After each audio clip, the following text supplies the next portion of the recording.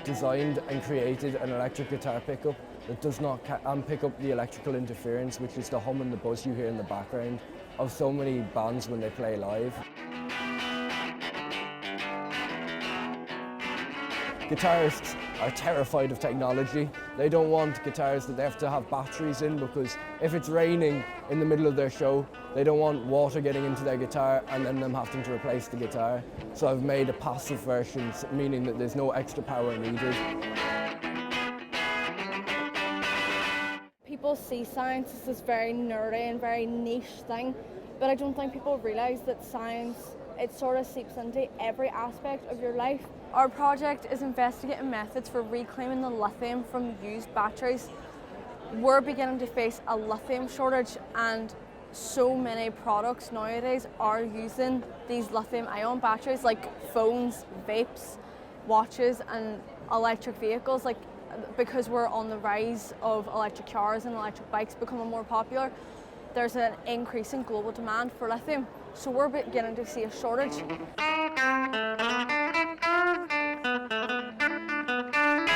I've always loved science. I've always loved how things work, knowing how things work. I love looking at problems and trying to solve them, I suppose. My project is about replacing chemical fertilisers with an alternative called anaerobic digestate. It's a 3-year study that I've done over 3 different field trials. The first 2 in a corner of a field at my own farm, and then the third one in a 16-acre land bank in about 20 minutes from where I'm from. So I have 16 acre size plots, 4 different treatments: dry digestate, liquid anaerobic digestate, a control with nothing on it, and 10-10-20 chemical fertiliser. It's basically organic waste products been put into a digester. So this digester is a massive tank where there's no oxygen present, and it breaks down the organic matter, creates a really, really nutrient dense fertiliser, but also creates energy while it's at it and power.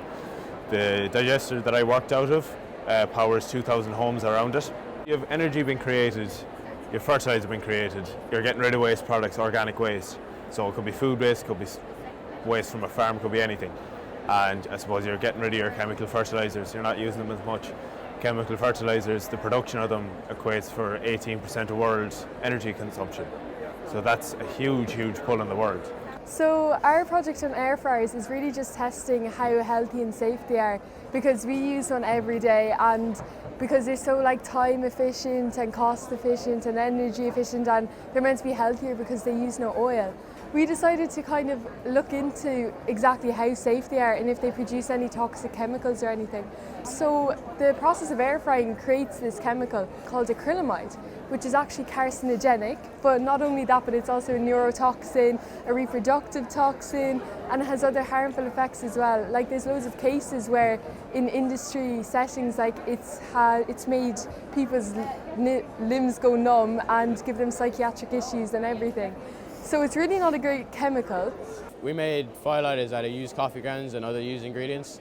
We have to dry it out first in a oven or just out in the sun. We made a recipe and then we combined all our ingredients.